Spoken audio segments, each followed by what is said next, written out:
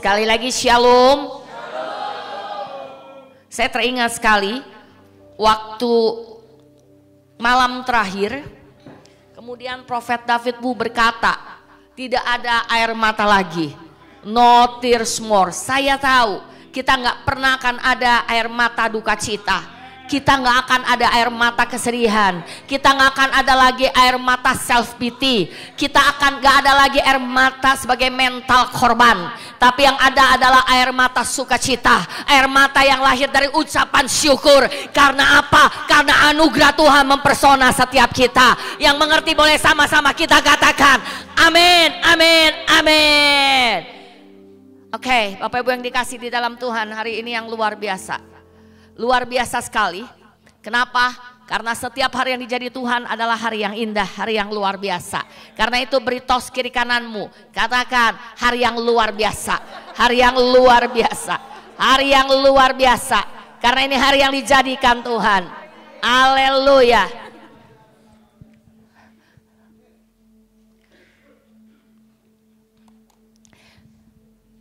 Oke. Saya lagi bertanya apa yang saya mau sampaikan. Karena kemarin kita ada jadwal RF dan harus firman Tuhan disampaikan juga. Jadi saya bingung Sabtu dan Minggu. Sabtunya mau apa, Minggunya mau apa. Dan saya ingat sekali saya mimpi. Mimpinya itu pas jadi di Sabtu ya. Di Sabtunya, Jumat kan malam, kalau subuh tuh di Sabtunya. Tapi waktu itu di Sabtunya saya lagi terlampau capek, saya baru pulang dari luar kota. Ketika saya lagi dengar nyanyian dari HP saya lagi dengar pujian penyembahan sampai saya tertidur. Dan saya ingat bahwa HP saya taruh di samping saya. Tapi kemudian saya bermimpi bahwa HP saya keristat. Antara sadar gak sadar saya bilang saya gak pencet.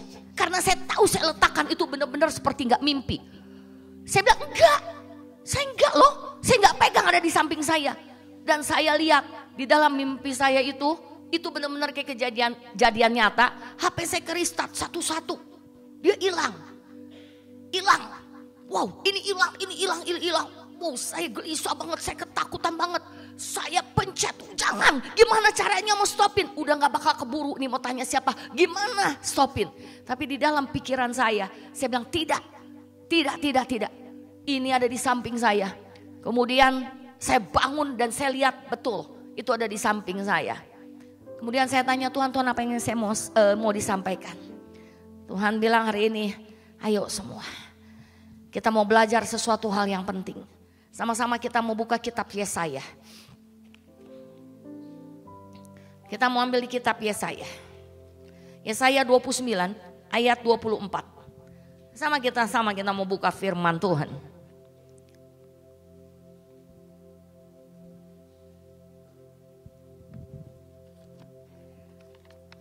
Bapak Ibu, bentar. Nanti Bapak Ibu bingung akan firman itu, mengapa seperti itu ya? Oke, kita mau belajar bersama-sama. Sudah dapat Yesaya 29 ayat 24 kita mau baca bersama-sama. 2, 3. Orang-orang yang sesat pikiran akan mendapat pengertian. Dan orang-orang yang bersungguh-sungguh akan dan orang-orang yang bersungguh-sungguh akan menerima pengajaran. Kita bingung ya, masa orang yang sesat terima pikiran? Orang yang sesat pikirannya terima pengertian. Tapi orang yang bersungut-sungut kok akan menerima pengajaran? Ini apa maksudnya? Kok kita dapat pengertian, kok gitu kita harus sesat? Kalau kita mau terima pengajaran, kita harus bersungut-sungut. Apa maksudnya? Mari sama-sama kita pelajari. Yesaya 29 ayat 24. Dia berkata seperti ini. Hati-hati, dia bilang kayak gini, orang-orang yang sesat. Apa maksudnya sesat? Saya baca di dalam artinya, bahasa aslinya, itu sesat artinya itu kita bimbang. Kemudian kita apalagi? Sesat itu artinya kita melakukan hal-hal yang bertentangan, kesalahan. Apalagi maksudnya? Maksudnya itu kita itu kalang kabut. maksudnya kita di dalam kebingungan.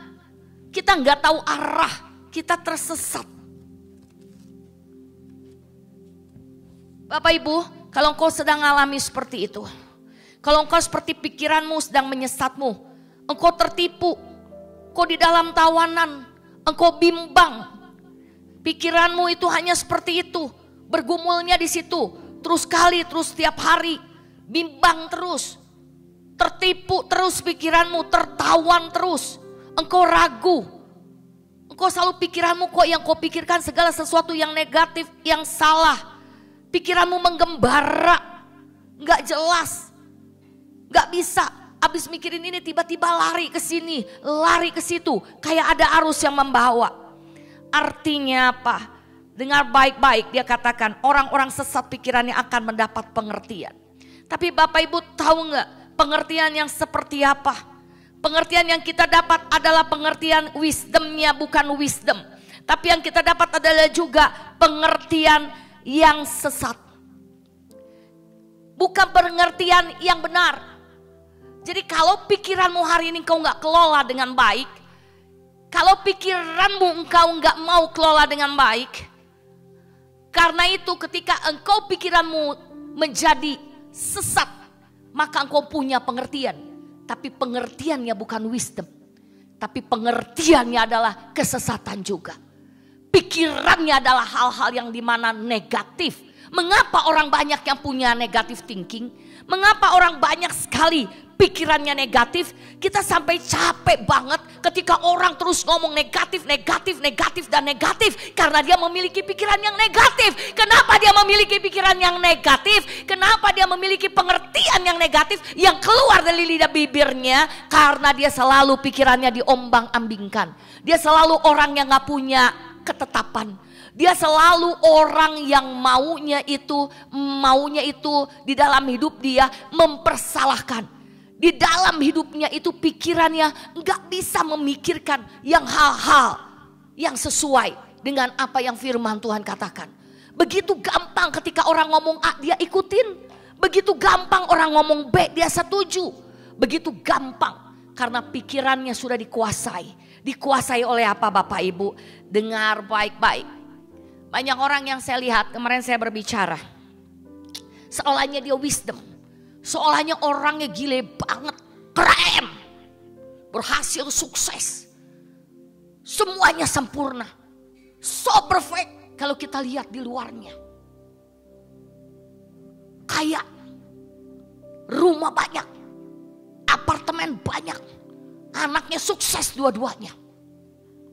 Anaknya pokoknya sukses lah. Baik-baik. Keluarga yang sempurna. So sweet. Tapi ketika saya mendengar. Waktu dia senantiasa mau kelihatan baik. Kelihatan wisdom. Kelihatan dia mau mimpin. Kelihatan semua omongan dia gitu begitu indah. Tapi I'm sorry to say, ketika dia mengomongkan negatif, ketika dia lihat dengan kacamata dia, bahwa dia bilang semua pendeta-pendeta hamba Tuhan itu banyak gak benar, tidak benar. Segala macam omongan yang negatif keluar, padahal dia juga orang yang beribadah. Dan dia bilang semua itu harus pakai upaya dan kerja keras kayak kuda, kerja keras kayak kuda. Lihat kesuksesan dia. Karena dia bekerja keras. Saya mau beritahu Bapak Ibu. Pikiran itu pikiran yang namanya pikiran sesat. Kemudian menimbulkan pengertian, tapi pengertiannya bukan wisdom. Tapi pengertiannya adalah pengertian. Dia menggunakan kekuatan kesombongan dia. Kita lihat ayatnya di atasnya. Dikatakan seperti ini. Ayat di 20. Sebab orang yang gagah sombong akan berakhir. Dan orang pencemooh akan habis. Dan semua orang yang berniat jahat akan dilenyapkan. Jadi kalau pikiranmu sesat, Bagaimana engkau bisa pengertian? Artinya engkau dapat pengertian yang sesat. Mengapa sih sukanya engkau orang yang self pity? Mengapa sih engkau orang yang suka menghakimi? Kenapa sih engkau demen banget ngelihat orang jatuh itu seneng, ngelihat orang susah itu seneng, tapi susah ngelihat orang seneng? Kenapa sih? Karena pikiranmu yang tertanam seperti itu. Karena di dalam pikiranmu itu engkau sudah disesatkan. Sehingga apa? Keluarnya pengertian yang salah. Keluarnya bukan wisdom, tapi pengertian yang salah. Yang selalu mau menjudge, yang mau menghakimi. Yang selalu engkau yang paling baik, engkau yang paling suci, engkau yang paling bisa, engkau hebat, engkau ada ini semua karena kesanggupanku. Aku yang berperang, aku yang bekerja keras. Hati-hati. Kalau ada pikiran itu, hari ini kita kebas semuanya. Saya mau beritahu ini firman Tuhan. Karena orang itu akan lenyap. Karena apa? Karena katanya pencemooh akan habis. Orang-orang yang gagah yang sombong akan berakhir. Dan orang pencemooh akan habis. Dan semua orang yang berniat jahat akan dilenyapkan. Pikiran kita jahat. Pengertian kita jahat. Kalau kita punya pengertian yang salah. Kalau kita punya pikiran yang salah, itu karena keluarnya pengertian yang salah. Kalau pengertian kita salah, kalau pengertian kita yang kita dapat itu yang jahat, karena itu berpusat daripada pikiran. Ayo Bapak Ibu pikirin aja yang jahat. Bapak Ibu pikiran yang gak enak, keluarnya marah-marah, keluarnya gak damai sejahtera, keluarnya penghakiman, keluarnya semua yang jelek.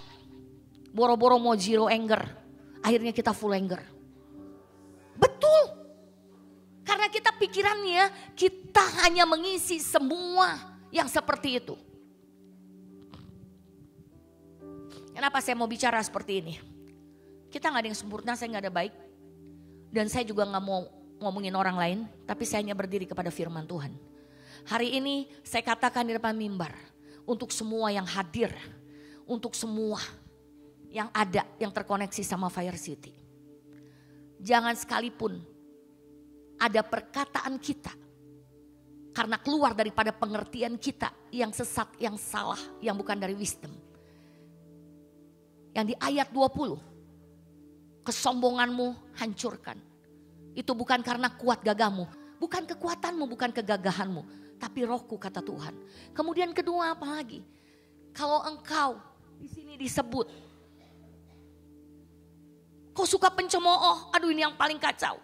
Pencemooh, demen banget mencemooh. Saya itu bingung. Saya tuh berpikir terus. Maunya dicemooh. Kurang bagus. Apa itu? Kurang seksi. Sok banget. Itu siapa? Hamba Tuhan apa itu? Itu hamba Tuhan, aduh aku tahu. Dia begini, dia begini. Gak usah pusing Bapak Ibu. Dengar baik-baik, engkau makan di restoran gak perlu lihat dapurnya. Engkau makan di restoran itu karena engkau menikmati, karena engkau suka. Enggak usah lihat dapurnya. Tapi lihat apa yang tersajinya, karena firman itu tetap sama. Yang tersajinya kalau engkau percaya makananmu makanan rohani, siapa yang mau sampaikan itu firman Tuhan. Artinya engkau makan adalah itu, kau gak usah peduliin. Karena hanya Tuhan yang benar. Hanya Yesus yang benar. Dia aja yang benar gak pernah mau untuk mencemooh. Siapa di sini yang pernah di Alkitab tertulis Yesus pencemooh? Tidak pernah ada. Murid-muridnya ada mencemooh. Orang-orang Farisi mencemooh. Ahli Taurat mencemooh. Jadi kalau orang pencemooh itu orang yang selalu berpikir bahwa dia yang paling hebat, paling pintar, paling suci, paling mulia. Padahal itu jauh daripada hidup dia. Semakin dia seperti itu, semakin kelihatan dia siapa.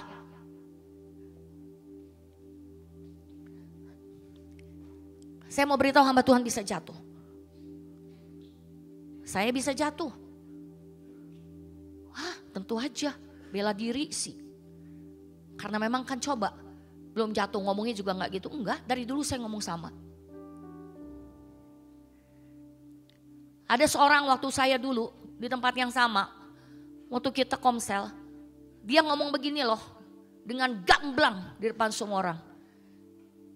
Cirep ngomong seperti ini kayaknya enak, saya mau lihat kalau nanti keluarga Cirep ada yang jatuh.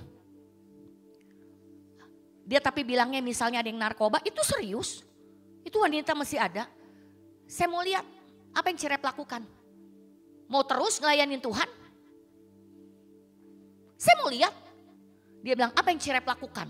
Dia tanya apa yang Cirep lakukan? Apakah, tapi dia bahasanya halus ya. Tapi kalau saya merasanya seperti itu. Saya diam terus saya ngomong gini, saya gak berharap itu terjadi. Tapi seandainya kalau Tuhan izinkan itu terjadi di dalam hidup saya. Yang saya lakukan doa. Saya bilang gitu. Doa. Dan saya terus akan melayani Tuhan. Bapak Ibu, kalau engkau menjadi pencemooh, kau gak akan sampai di mana-mana. Itu lihat monyet cuman bisa cemooh. Bisa apa dia? Coba diam itu si raja hutan, si singa, gak pernah cemooh. Tapi sekali dia ngaum, dia buat musuh-musuhnya jatuh ketakutan. Dia membuat musuh-musuhnya jantungan. Jantungnya langsung copot. Pencemooh itu orang yang sebenarnya dia terluka. Pikirannya sehingga memikirkan yang keluar seperti itu. Ketika orang pencemooh itu datang Bapak Ibu, gak usah pikirkan. Bapak Ibu langsung teringat firman Tuhan ini. Bahwa mereka punya pikiran yang salah karena mereka mau. Mereka mengizinkan mereka mendapat pengertian dari pikiran mereka yang salah. Kalau mereka tidak mau diubah, gak akan bisa. Saya selalu bilang, Tuhan sanggup mengubah, Roh Kudus sanggup memulihkan. Tapi kalau diri kita gak mau berubah, kita setuju dengan semua yang bukan firman Tuhan kita dengarkan. Sehingga itu terjadi, diragukan, dibimbangkan. Saya kemudian kepikir, kalau dibilang orang yang jatuh dalam dosa, dicemooh. Wah, kok gak pikir sih, gini. Terus saya tadi di sini duduk, saya langsung gambaran wanita pendosa. Ketika dia tak ketahuan, dia mau ditimpukin batu. Semua mau timpukin batu. Tapi kemudian dia kasih ke Yesus, sengaja untuk menipu daya Yesus. Apa sih yang Yesus mau lakukan? Yesus gak berdosa, Yesus bisa menjadi orang yang pertama untuk timpuk batu itu. Tapi itu bukan yang dia lakukan. Dia tulis dengan jarinya 10 perintah Tuhan. Terus Bapak Ibu bilang, pernah gak kamu berdosa? Tapi yang di situ yang menarik buat saya ketika saya duduk di situ saya pikirkan. Tapi kan di situ Tuhan, ini saya lagi ngomong. Tapi kan di situ Tuhan ada korban loh. Korbannya wanita-wanita loh. Yang suaminya mungkin sama dia loh. Tahu gak sakitnya kayak apa? Dia kan pelaku bukan korban. Kita ini korban loh. Pantes kalau itu semua marah, semua ngamak. Pantes. Saya langsung berpikir kayak gitu. Pantes loh. Tapi kenapa Tuhan Yesus seolah-olah gak bela mereka kerumunan yang lebih banyak. Tapi Tuhan Yesus bela satu wanita ini. Apa sih dasarnya? Apa dasarnya? Anugerah. Apa dasarnya? Kasih. Apa dasarnya? Karena Tuhan Yesus punya pikiran yang sesuai dengan apa pikiran Bapa. Dia semua pikiran Kristus itu terhubung, terkoneksi dengan surga. Dia terkoneksi dengan surga. Dia bukan gak mengasihi yang lain. Justru ketika dia terkoneksi dengan surga, dia mengampuni. Artinya dia mau bilang seperti ini, saat ini engkau pun diampuni. Kalau hari ini engkau korban, engkau bisa mengampuni. Satu saat engkau menjadi pelaku dan engkau diampuni. Pengampunan itu bukan karena manusia mengampuni, tapi karena Tuhan. Karena Tuhan yang menyertai, yang memegang dan tetap mau memakai hidupmu. Mengerti? Bisa nangkep? Masihkah Tuhan mau memakai hidup kita? Engkau berasa engkau gak berdosa, engkau berasa hebat, tapi engkau gak jadi apa-apa. Engkau gak punya hati. Engkau gak terus mengejar destinimu. Engkau cuma di kumpulan orang pencemooh. Kau hanya terus ngomongin terus kejatuhan dan kejatuhan. Tapi engkau tinggal di tempat. Tahu nggak? Wah, soalnya lari. Tahu nggak? Aku begini. Tapi sebenarnya kau jalan di tempat. Saya percaya di sini nggak ada.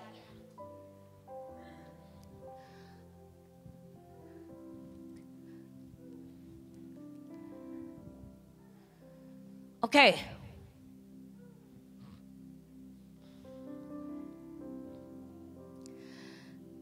Yaitu mereka yang begitu saja menyatakan seseorang berdosa di dalam suatu perkara. Tadi lanjutan ini pencomoh. Dan yang memasang jerat terhadap orang yang menegur mereka di pintu gerbang. Dan yang mendesak orang benar dengan alasan yang tidak-tidak.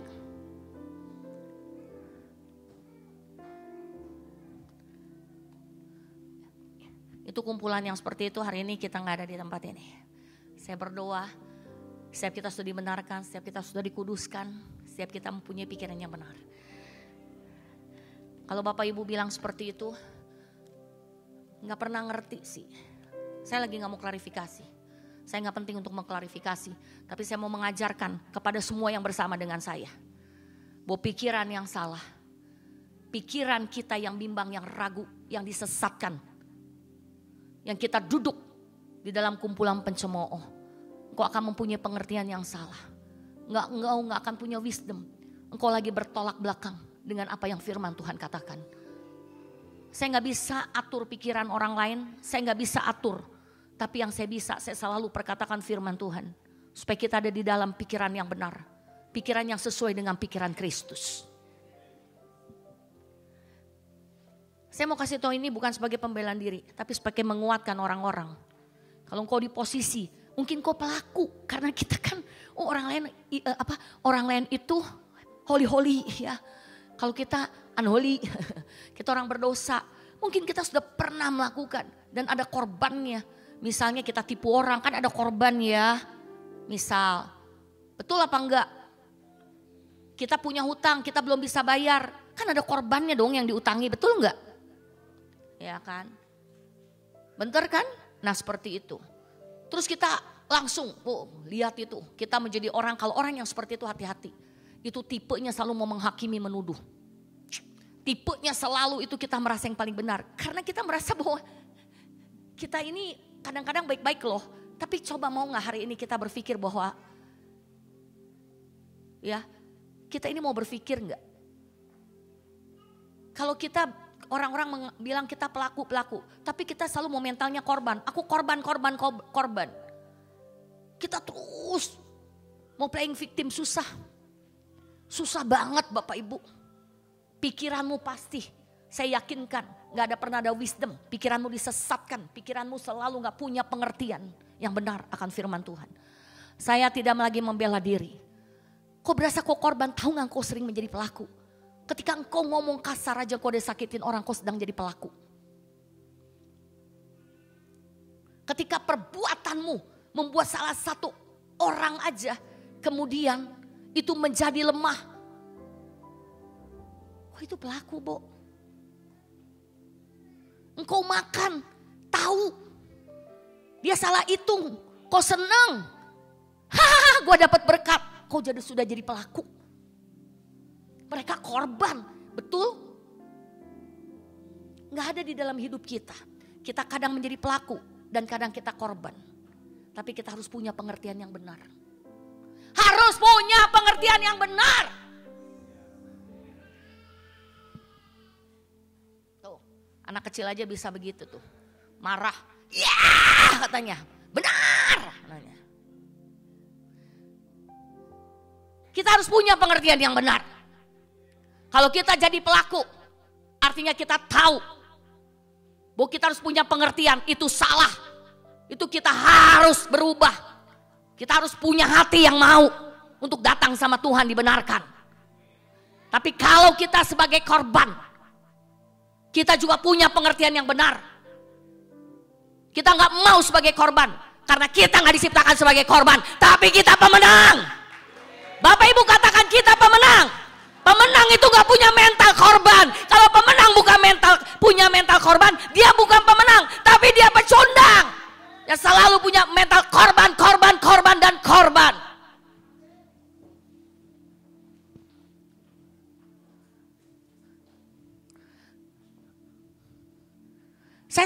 Saya terkadang saya juga suka menjadi pelaku. Kita gak sadar kita nyakitin orang, kita udah menjadi pelaku. Kita gak berbuat gak sesuai, kita menjadi pelaku. Kita melemahkan orang, bahkan kita menjadi pelaku. Bukan hal-hal yang besar, yang selalunya harus dosa yang besar, perbuatan yang besar.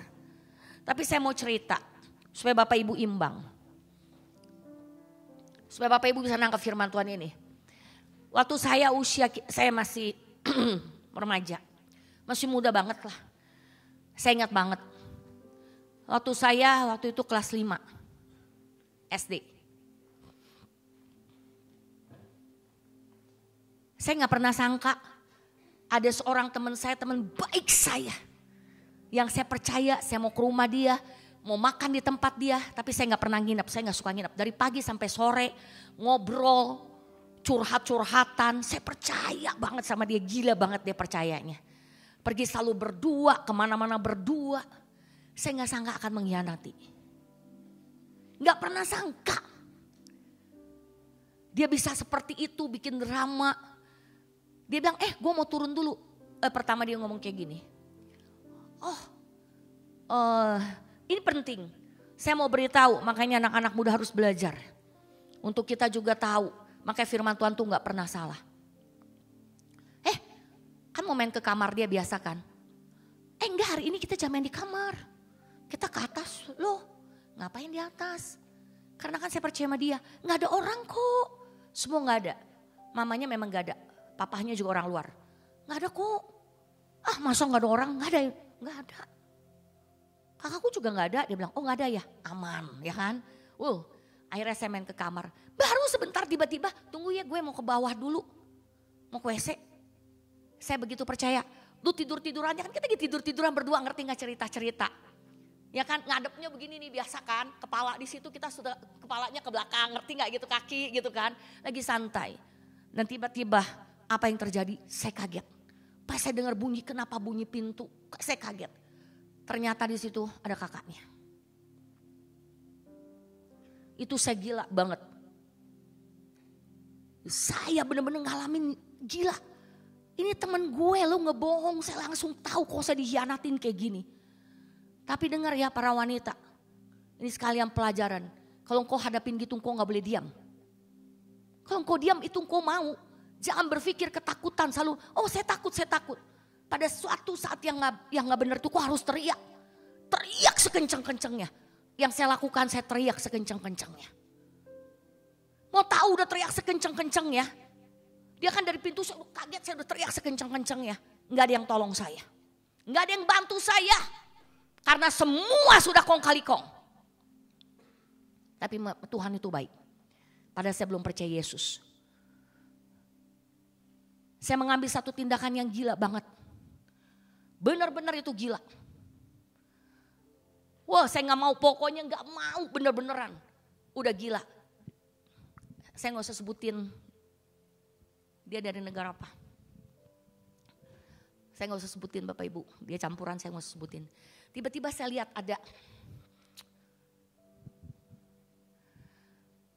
ada samurai. Dia selalu taruh samurai asli. Saya udah gak keinget.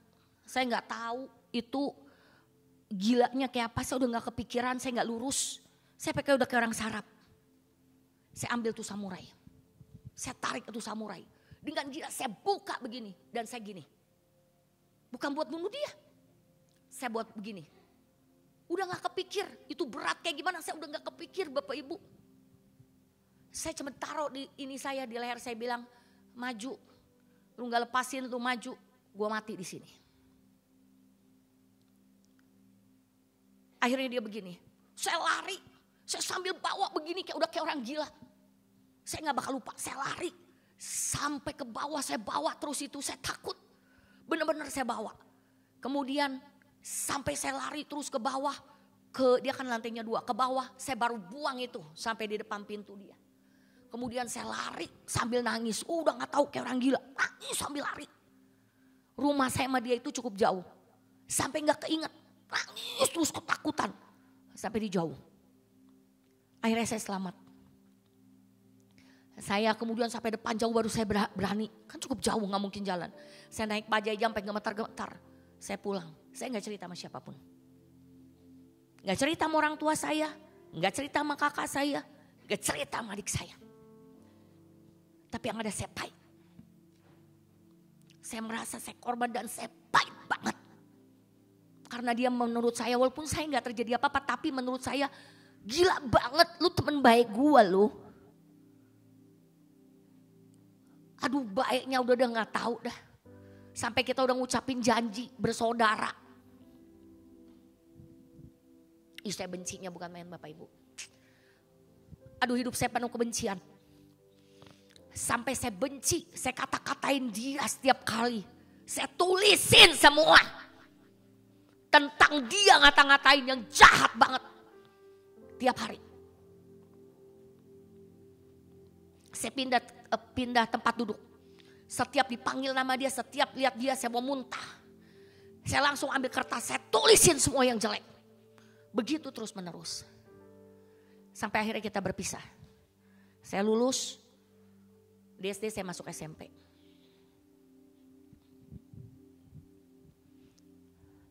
Tapi apa yang terjadi? Di SMP saya ketemu Tuhan. Saya bertobat. Saya gak bisa ngampuni. Firman Tuhan bilang ampuni supaya diampuni. Itu lama banget Bapak Ibu. Tapi saya harus mau. Itu yang paling penting, mau sepakat dengan firman Tuhan. Waktu saya diubahkan, dibilang seperti ini, Yesus tuh mati buat kamu karena kamu berdosa. Dia gak perhitungkan. Kamu harus bisa melepaskan itu. Ya, karena ada firman Tuhan, saya dididik oleh hamba-hamba Tuhan, ikut di pemuda. Saya gak pernah ceritain sama siapapun, saya catat itu tiap kali. Tapi satu saat saya deal sama Tuhan. Saya bilang Tuhan saya mau ampuni. Susah banget Tuhan. Gila susahnya. Tapi hari ini saya bilang saya mau ampuni. Saya mau ampuni banget. Akhirnya terjadi pengampunan itu. Tapi saya gak pernah ketemu dia. Saya udah gak pernah tulis yang jelek tentang dia. Saya bersuka cita. Saya ngelayanin. Saya mau jadi berkat justru. Saya gak mau jadi mental korban. Kalau dulu awalnya saya mental korban. Setiap kali saya jelekin orang. Saya jahatin orang. Saya berantem terus. Jadi membuat saya karakternya seperti itu. Tapi ketika saya dipulihkan. Saya berubah. Saya mau ngomong yang positif, saya baca firman Tuhan. Dan yang ngomong itu satu teman saya benci sama kamu. Karena kamu dulu begitu jahat, saya gak tahu kenapa. Sampai orang benci sama kamu. Tapi kok saya sekarang menemukannya berbeda. Jadi saya bingung, ini orang yang ngomong, katanya ngomongan orang, katanya hanya jelekin kamu. Atau yang benar saya bilang iya. Saya gak langsung ngomong gitu, betul. Tapi Yesus sudah ubah saya. Yesus sudah pulihkan saya. Sampai satu saat saya ketemu dia. Saya ketemu dia waktu saya SMP 3 kita mau lulusan. Mau SMA. Saya gak bakal lupa. Saya pergi ke satu toko mainan, saya gak mau ngomong. Saya udah gak usah ngomong, Bapak Ibu gak usah cari tahu. Saya pergi ke toko mainan yang waktu itu hebat banget. Satu toko itu, saya mau cari pernik-pernik. Dia ada pernik-pernik segala macam komplit, saya ke sana. Karena itu dekat sama rumah saya. Saya pergi sama teman saya. Saya kaget ngelihat dia. Gila banget. Tuhan pertemuin saya. Gila banget. Dan dia di situ jadi SPG. Ternyata keluarga dia hancur.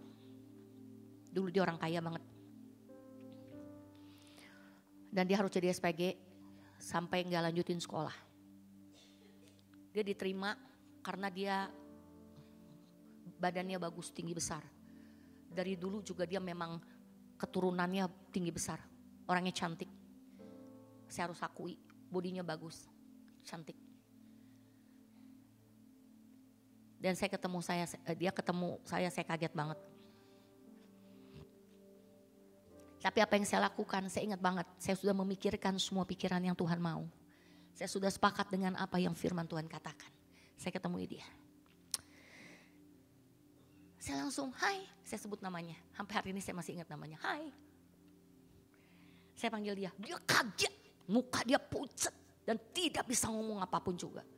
Pucat banget. Terus saya salamin dia. Saya ngomong seperti biasa. Kerja di sini. Kenapa nggak lanjutin sekolah? Nggak lanjutin. Dia cuma ngomong, dia singkat-singkat aja ngomong. Terus saya bilang udah beres saya sama dia.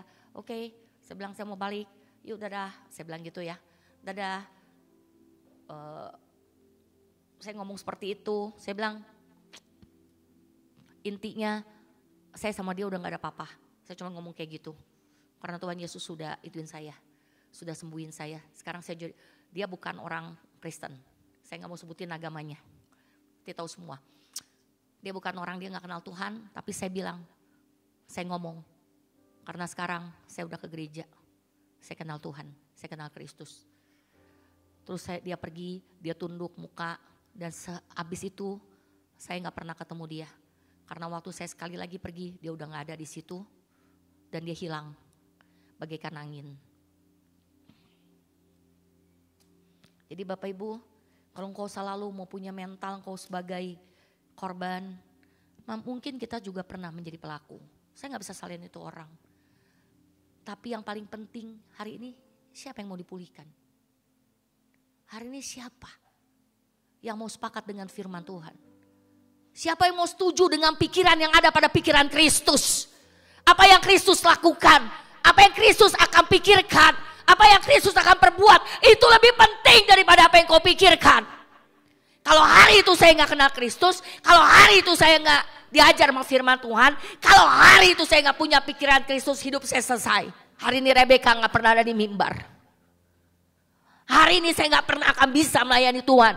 Karena saya akan menjadi korban dan orang kepahitan.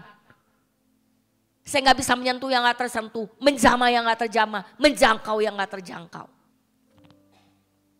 Saya bersyukur semua proses dalam hidup saya. Saya mendapat suami yang baik. Kami sekeluarga melayani Tuhan. Kami sekeluarga terus teguh apapun yang terjadi untuk melayani Tuhan. Kenapa? Karena kita punya pikiran yang gak mau terombang ambing. Kita mau punya pikiran yang hanya fokus kepada firman Tuhan. Dan fokus kepada destiny kita. Itu yang membuat kita bisa hari ini untuk terus mempercayai apa yang Tuhan katakan. Bertahun-tahun HKB. Kita berdoa 14 tahun lebih HKB berdoa. Tapi karena kita punya kepercayaan kepada Tuhan, dia gak pernah berbohong, dia ya dan amin. Dialah yang hidup, dialah yang gak pernah gagal. Pencemooh datang berganti-ganti, membuat pikiran kita bisa disesatkan, membuat kita pikir ini salah jalan loh, membuat kita berpikir aduh ini bukan sekolah mungkin yang Tuhan mau. Buat apa seperti ini, meragukan kita, membuat kita mau terbawa arus. Tapi ketika kita ingat lagi apa yang Tuhan mau, pikiran Tuhan. Dia berkata, wah HKB itu milik kepunyaan Tuhan. Bukannya engkau yang berperang, tapi aku berperang ganti kamu. Kamu seperti Daud yang gak bisa apa-apa. Kamu Daud yang seperti hanya ngangon domba 2-3. Muridnya dikit. Tapi aku yang akan memberikan kemenangan kepadamu. Karena kau akan mengalahkan Goliat. Tuhan bilang, kau akan mengalahkan Goliat. Visi ini saya tangkap. Dan hanya itu yang ada terus dalam pikiran saya. Ketika saya mau menyerah, saya bilang Tuhan engkau yang berperang. Engkau yang janji yang berperang. Tuhan engkau yang berperang. Engkau yang janji engkau yang berperang. Bukan Rebeka, bukan Lydia, bukan Dr. Yanto, bukan Joshua, bukan Rara. Bukan guru-guru yang berperang. Bukan kau yang berkata, bahwa aku yang akan berperang.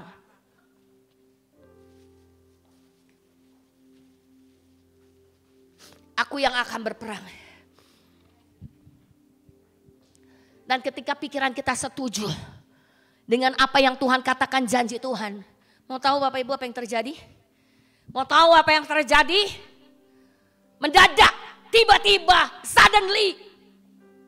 Kita gak ngapa-ngapain. Seperti bermimpi ketika Tuhan memulihkan Sion. Dan itu ayat yang terus menerus saya katakan. Gak pernah berhenti. Gak pernah berhenti. Selama saya sulit, 20 tahun yang lalu saya selalu mengatakan itu. Sambil menabur, gak pernah berhenti saya mau menabur. Walaupun dengan tetesan air mata. Karena saya pulang dengan sorak-sorai. Saya selalu perkatakan tiap hari Bapak Ibu. Seperti bermimpi ketika Tuhan memulihkan keadaan Sion. Mulut kami penuh dengan tertawa. Saya katakan seperti itu. Saya katakan seperti itu terus menerus. Dan itu betul. waktu HKB dibilang mau dibangun, kita itu kayak orang bermimpi. Tidak sepeser pun kita ada di bangunan itu. Di bangunan itu ya, gak ada sepeser pun kita membangun di bangunan itu. 2 lantai 16 ruangan. Orangnya kita gak kenal. Kalau Bapak Ibu orangnya kenal itu gak aneh. Orang yang mau donatur cari sendiri. Dia cari sekolah Kristen yang susah, munculnya harapan kasih bangsa. Waktu dia lihat Tuhan bilang pergi, sekolah Sabtu pergi. Sabtu dia ke situ, ya kalau udah bagus mah nggak usah dibangun, ngapain, betul? Dia ke situ tutup, dia langsung lihat itu, dia bilang ini yang saya mau, ini yang Tuhan taruh. Dan dia yang nyari, ada nggak dia yang nyari? Dia tanya ke seberang warung. Tahu nggak di sini kenapa tutup? Itu tutup hari Sabtu, sekolah libur. Siapa ada yang tahu nggak gurunya sekitar sini? Dikasih tahu alamatnya, dia pergi ke gurunya. Dia minta nomor telepon kepala sekolahnya. Sampai akhirnya saling berhubungan.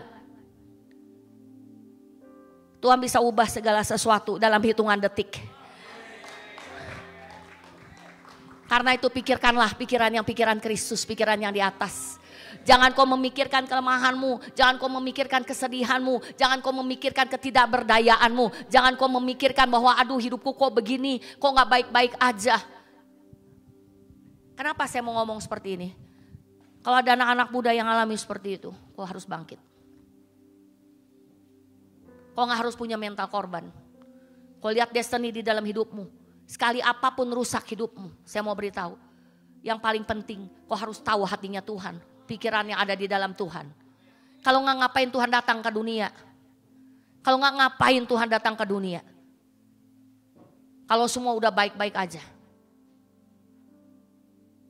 Jangan punya mental begitu. Kalau nggak hari ini saya bilang berkali-kali saya nggak pernah ada di mimbar ini. Karena saya pasti ada di rumah sakit jiwa. Kebas.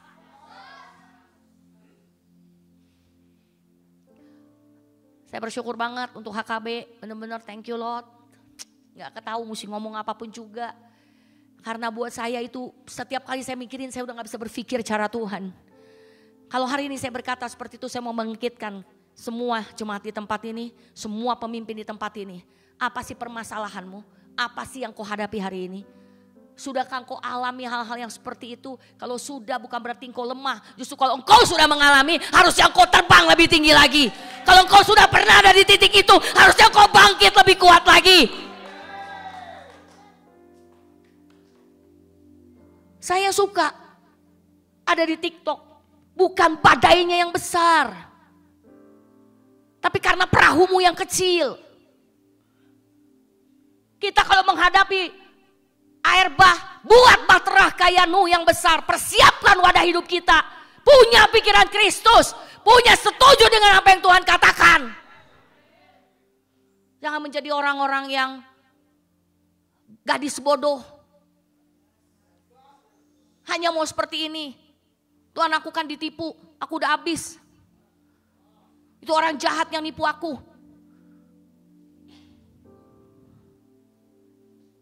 Hari ini kau bilang sama Tuhan, aku ditipu Tuhan 10 juta. Aku melepaskan pengampunan. Karena aku sudah memberi pinjaman, aku gak mau. Firman Tuhan ada, kalau kau udah memberikan pinjaman kau harus rela. Aku gak mau hidup tidak diberkati. Aku melepaskan pengampunan, gak apa-apa, dia gak bayar. Tapi Tuhan gantikan apa yang hilang, apa yang dicuri 7 kali lipat. Apa yang dicuri digantikan 7 kali lipat. Tapi apa yang kau tabur digantikan 30, 60 atau 100 kali lipat. Kita beri tepuk tangan buat Tuhan. Ini mudah-mudahan ngerti nih. Mudah-mudahan nangkep nih semua pinter-pinter deh. Pokoknya udah pada pinter. Jadi kalau engkau ada yang hilang, kalau engkau pinjemin kan kau mau dipinjem. Jangan marah. Karena kita udah tahu firman, kalau kita meminjam kita siap gak dibayar. Kalau itu karena kesalahanmu. Kau dulu main, tuh si Rara. Main apa itu namanya? Forex. Ya udah salahmu. Masa mau nyalain siapa? Kalau untungnya gak ngomong. Pas salahnya dia marah. Karena kita serakah. kita tamak, gak puas. Kita mau berpikir cepat. Udah dikasih untung dilanjutin terus. Akhirnya apa? Kesalahan kita marah-marah, ngamuk-ngamuk. Gak akan jadi apa-apa. Tapi sudah aja, Tuhan ini kesalahan kami. Gak apa-apa, tapi Engkau berkata bahwa kesalahan kami sudah diampuni. Kami hidup dalam berkat Tuhan. Tuhan pasti gantikan itu. Lebih berlimpah, berlimpah, berlimpah. Ketika kita punya cara yang benar, pikiran yang benar, lakukan yang benar. Udah. Yang kedua Bapak Ibu, saya sebenarnya mau pakai caranya, gak perlu lah. Udah, Bapak Ibu udah ngerti. Yang kedua adalah, dan orang-orang yang bersungut-sungut akan menerima pengajaran. Siapa di sini yang gak pernah bersungut-sungut boleh lambaikan tangan tinggi-tinggi. Siapa yang gak pernah bersungut-sungut boleh lambaikan tangan tinggi-tinggi. Tadi ada yang unjuk jari itu. Gak pernah grumble. Gak pernah. Bersungut-sungut itu, grumble itu kadang-kadang dengan suara yang pelan-pelan. Gak ada yang tahu. Di kamarnya kayak dimanapun dia suka. Ataupun hatinya bersungut-sungut. Ya, hatinya bersungut-sungut. Kalau engkau ada seperti itu, dengar baik-baik. Orang katanya yang bersungut-sungut itu akan menerima pengajaran. Bayangin loh, kau diajar apa? Oh, terima pengajaran hebat loh. Artinya kita diajarkan yang hebat. Seperti ilmu matematika, ilmu memenangkan bisnis, ilmu diberkati, bukan itu. Artinya menerima pengajaran, kau akan dididik. Engkau akan dididik, engkau akan diajar, bahkan kau akan dihajar. Itu orang yang suka ngegerutu, itu orang yang suka bergumam tapi isinya negatif. Bahkan dia suka berontak, dengan seperti itu artinya engkau orang yang suka berontak. Dan kau akan diajar. Diajar apa? Diajar satu doktrin. Doktrin yang seperti apa? Doktrin itu adalah yang mengajar engkau sesuai dengan apa yang firman Tuhan katakan. Artinya kalau engkau masih suka ngegerutu, kau orang yang senang banget ngegerutu hari ini. Dikit-dikit ngegerutu, apa-apa ngegerutu, semua ngegerutu, semuanya salah. Ya, bahkan di kamarmu selalu ngegerutu sama Tuhan, doanya penuh ngegerutuan. Apa-apa menggerutu, aduh makanannya kurang enak, yang masaknya kurang gini, kurang asin sedikit. Padahal masak gak bisa, masak gak mau. Ya, semua kau gerutu. Semua kau gerutu. Ih, cepetan dong. Ih, semua. Saya juga suka, bukan enggak. Suka grumble. Semua kayaknya enggak sesuai dengan keinginanmu, kau gerutu. Itu tanpa sadar kau sedang berontak. Ayatnya di mana? Kisah siapa? Bangsa Israel. Bangsa Israel tuh paling loh. Dikasih mana ngegerutu. Dikasih daging ngegerutu, bosen. Apa ngegerutu? Ini ngegerutu. Oh ini gegeritu. Ini gegeritu. Malah dia ingat lagi ke Mesir. Kurang ajar loh.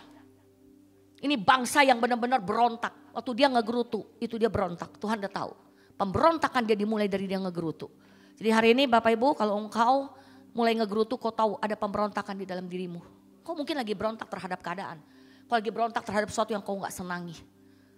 Kau lagi berontak terhadap firman Tuhan. Karena kita harus bersyukur, kita harus bersuka cita. Orang yang bersyukur memuji gak akan pikirin itu. Dia pikirin kemurahan Tuhan, dia pikirin anugerah Tuhan. Dia gak akan menggerutu. Dia gak akan menggerutu. Dia akan bersyukur senantiasa dalam hidupnya. Karena dia percaya apapun keadaan di dalam hidupnya, anugerahnya akan memampukan. Apapun yang terjadi di dalam hidupku, anugerahmu lebih besar daripada kejadian di atas hidupku. Apapun yang terjadi masalah di dalam hidupku, anugerahmu lebih besar daripada masalahku. Apa yang pernah terjadi di dalam hidupku, anugerahmu memampukan aku untuk aku terus hidup dengan kuat, untuk aku menuntaskan destiny, untuk aku diberkati. Pikiran yang setuju dengan pikiran Tuhan. Enggak ada lagi hari ini bersungut-sungut, bersuka cita. Selalu katakan itu. Karena kalau kau udah terima anugerah Tuhan, kau gak mungkin bisa bersungut. Karena anugerahnya terlampau mempersona hidupmu. Yang ada hanya tetesan air mata, kekaguman di dalam hidupmu.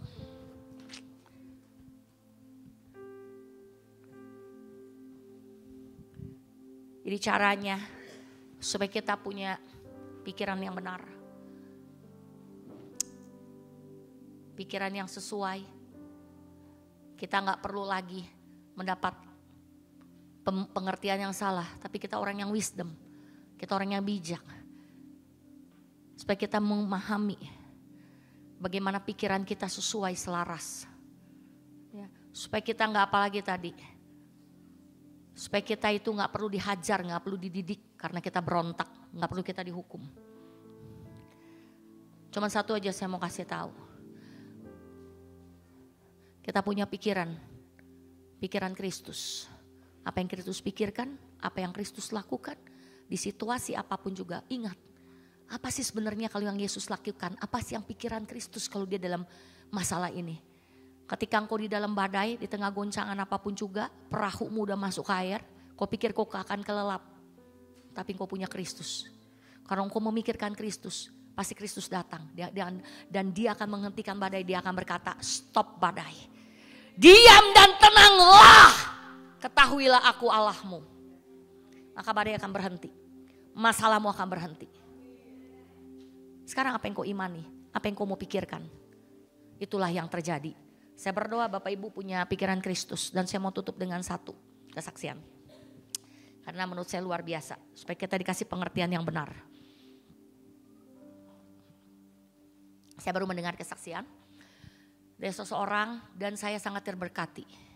Walaupun saya dapat mujizat 14 tahun berdoa. Tapi setiap orang yang bersaksi, setiap orang yang menceritakan kemurahan kebaikan Tuhan, setiap orang yang punya pikiran setuju dengan apa yang pikiran Kristus, setiap orang bukan pencemooh, setiap bukan orang tukang gosip dan rumpi, itu satu link sama saya. Saya bisa berjam-jam ngomong hanya untuk menceritakan seperti itu. Untuk mencari masalah, memecahkan masalah dan apa yang Tuhan mau. Ketimbang kita menjadi pencemooh. Jadi orang ini bilang satu ketika dengar baik-baik supaya di sini kuat. Kita mau KKR Natal. Bapak Ibu tahu apa yang Bapak Ibu harus butuhkan. Dengar, ini kuncinya. Dia ceritain. Satu ketika dia dikasih tugas yang besar untuk mengadakan satu pelayanan. Dan itu besar dananya. Itu maybe 100 juta. Dia bilangnya seperti itu. Terus mereka rapat. Kayak kita sering rapat ya, suka rapat. Kemudian kita rapat nih. Habis kita rapat supaya Bapak Ibu bangun. Gak ada yang ngantuk. Makanya saya kencengin suaranya. Bukan marah ya yang di YouTube. Enggak marah. Saya kencang di sini nih untuk mereka supaya bangun gak tidur. Habis mereka rapat, diputuskanlah. Dengan ide-ide, yuk kita cari dana, kita bikin proposal. Salah enggak? Enggak juga. Saya enggak bilang yang cari dana salah, yang bikin proposal salah. Enggak, saya enggak bilang. Tapi dengar, karena dia punya pikiran yang salah. Mereka tadi bergantung pada kekuatan kegagahan. Karena dia tulisin nama-nama orang kaya. Semua yang kayanya udah konglo. Bukan kaya biasa ya. Yang punya pabrik. Bahkan mungkin orang terkaya, enggak tahulah. Gila banget saya gak ngomongin. Dia pergilah dari pagi berapa hari sampai malam. Dan di satu malam dia ketemu sama orang yang konglomerat itu. Yang paling dia pikir itu kecil buat dia. Tinggal ambil cek beres. Tapi yang ada dia dikuliahin. Ngomongnya lama, uang gak masuk, dikuliahin macem-macem. Malahan seperti abis. Kalau mau bikin proposal tuh bukan begini misalnya. Dan pulang gak ada apa-apa. Di situ dia lemas. Dia melakukan segala cara dengan kekuatan. Ingat baik-baik di ayat yang sebelumnya ayat 20. Hari itu dia minta sama Tuhan. Tuhan. Sedih. Mereka seperti pasukan yang kalah perang. Tapi dia dengar suara Tuhan. Roh Kudus bilang, kamu kelilingi kotamu. Kamu doa keliling. Udah malam loh. Dia gak mau awalnya. Dia tahu pasukannya udah capek banget. Makanya hati-hati ya kalau Tuhan bilang jangan lambat-lambat menyambar. Jangan kau alasan. Engkau capek lah, udah tua lah, mau tidur lah. Kalau gak gua sakit, lu dibikin sakit malahan menderita. Karena gak berhasil lah, lebih pusing kan kepala. Kalau punya duit banyak sakitnya hilang. Kan manusia begitu. Udah gak punya duit kepala pusing. Nah intinya gitu. Dia sebenarnya udah mau menyerah. Dia bilang, ini mah bukan suara Tuhan lah. Udah capek, Gak mau dalam hati dia. Tapi dia begitu kuat, dia bilang dia diajarkan untuk iman. Melakukan segala sesuatu berdasarkan iman, by faith. Jadi dia ngomong, ayo kita berangkat. Yang lain, kalian harus beriman. Kita mau doa keliling. Terus Tuhan bilang sama dia, sampai di balai kota stop. Dia bilang, sampai di balai kota stop, kamu minta apa yang kamu mau. Dan buat pribadimu satu. Satu buat pelayananmu dan satu buat pribadimu. Minta 2. Karena keran itu akan dibuka, 2 keran akan dibuka. Dan terjadinya besok. Waduh, dia takut. Dia takut banget. Kalau salah gimana? Kalau gak terjadi gimana? Waduh, ini gimana?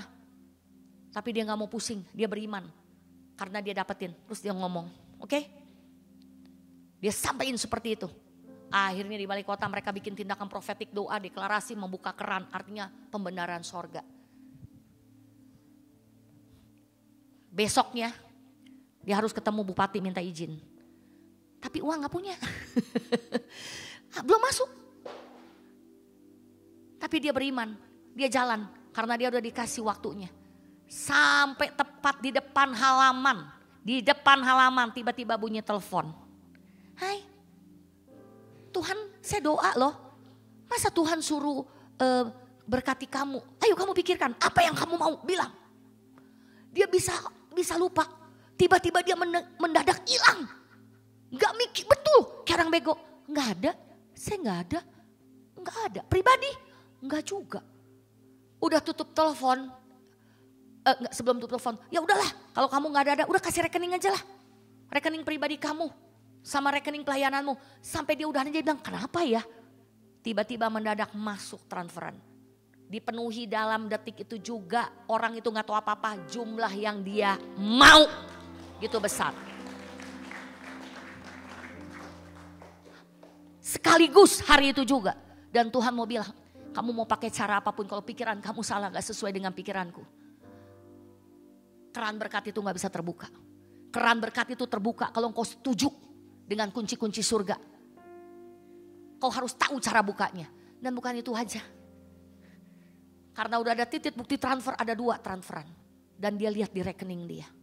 Itu masuk jumlah yang fantastik. Yang dia nggak pernah dia dapat sekaligus sejumlah itu. Kita beri tepuk tangan buat Tuhan.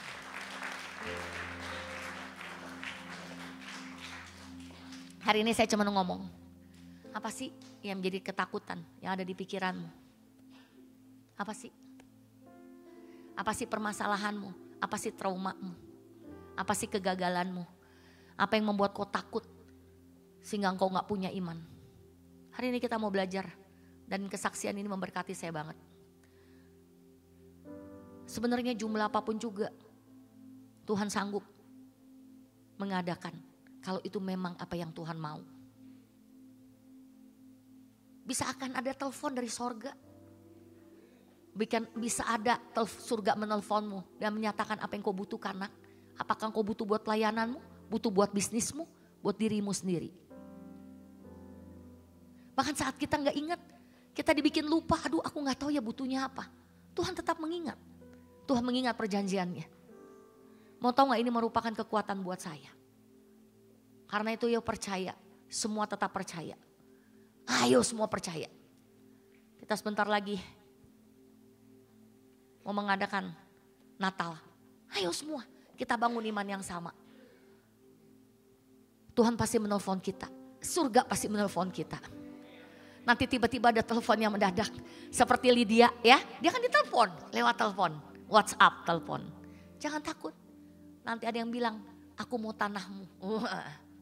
Aku bayar langsung cash kontan. Gak ada sedikit pun. Bahkan aku kasih lebih buatmu. Nothing impossible for God. Tapi mau gak kita sepaham dengan caranya, dengan pikirannya. Tuhan punya cara-cara yang kita harus setuju. Yang harus kita pikirkannya itu. Jangan ada bimbang dan ragu.